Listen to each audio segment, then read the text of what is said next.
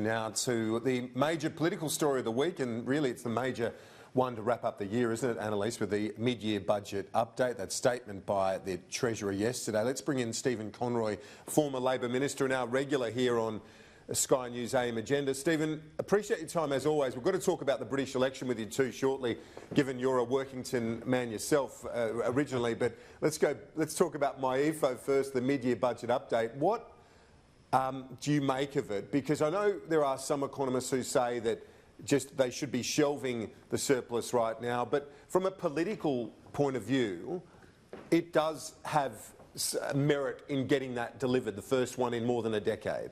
Well, it depends whether your focus is on actually trying to help Australians and help Australian families who have been struggling for a long time, or you want to be able to score a political point to say, we've got the first surplus in 10 years.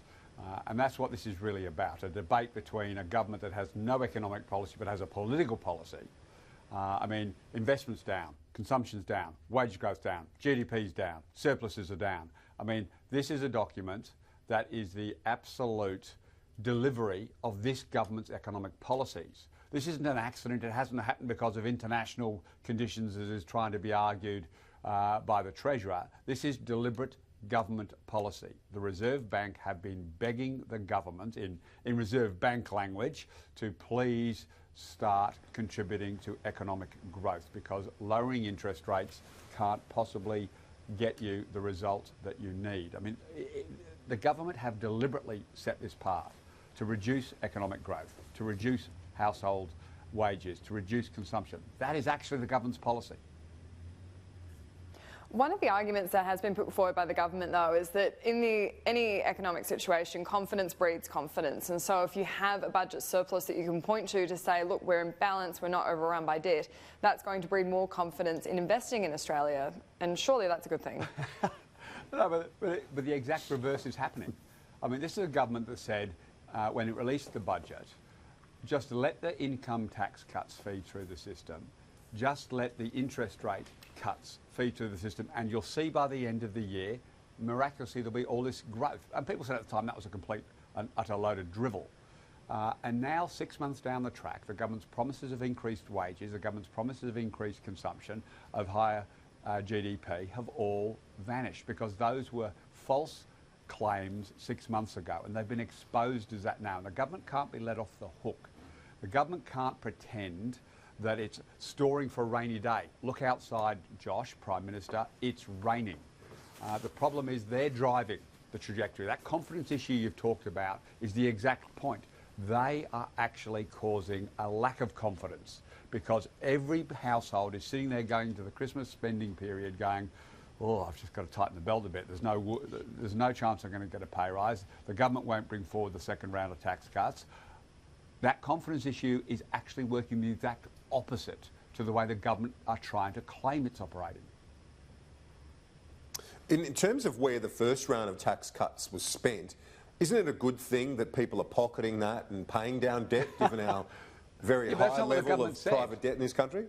No, but that's all the government said. The government said the economy will bounce and the growth will happen and the consumption increase will all happen because they will spend the tax cuts. They can't 6 months later, when people banked the tax cuts, say that was a great thing. They said the exact opposite 6 months ago, and that's where it just demonstrates that they have no actual economic policy. They don't care about any of these things you and I are talking about. They care about being able to say politically, governments, the coalition delivers a surplus, Labor delivers debt. That's all they want to do. They do not care about the economy. They do not care about ordinary working Australian families struggling to get through and meet their Christmas bills. One of the other arguments that's been put forward by Labor is that these are a grim set of numbers because wages aren't growing the way they should. The government's saying real wages are increasing because they're still going up higher than inflation. Do they have a point? Yeah, no. 0.5%. I'm sure Australian families welcomed hearing Josh say that yesterday. They're sitting there going, wow, let's take a holiday. Let's buy that extra Christmas present. Let's go out there and spend a little bit more money based on a 0.5% increase in real wages growth. I mean, this government has misled the country in the last 5 sets of budget data. They have overestimated deliberately to get a better looking set of numbers every single year for the last 5 years.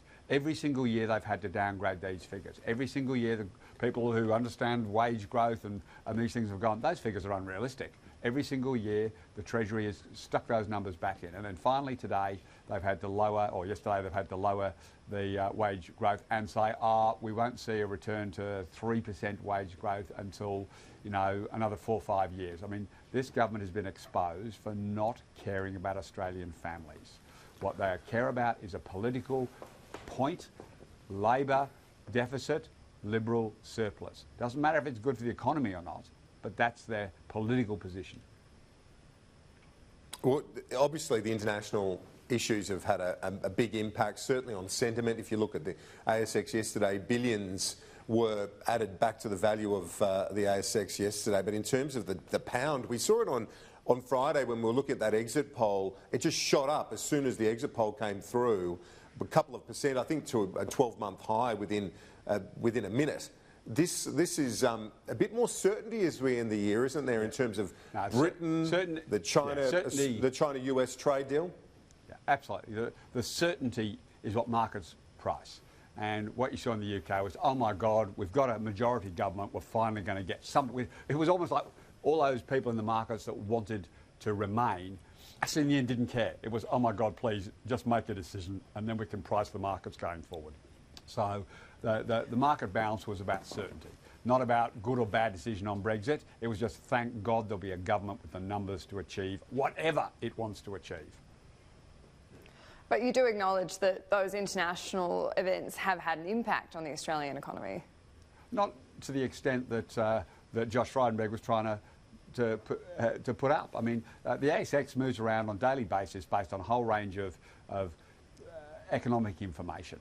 What the GDP figures, and that's what you've got to always try and focus on, the actual investment growth, the wage growth, the consumption growth, the GDP figures, and a subset of those GDP figures which breaks out and looks at the private sector versus the public sector. And the private sector over the last 12 months has virtually been going backwards. I mean, this government complains about state wage growth. It wasn't for state wages going up more. For public servants, nurses, teachers, this economy would almost be in a recession.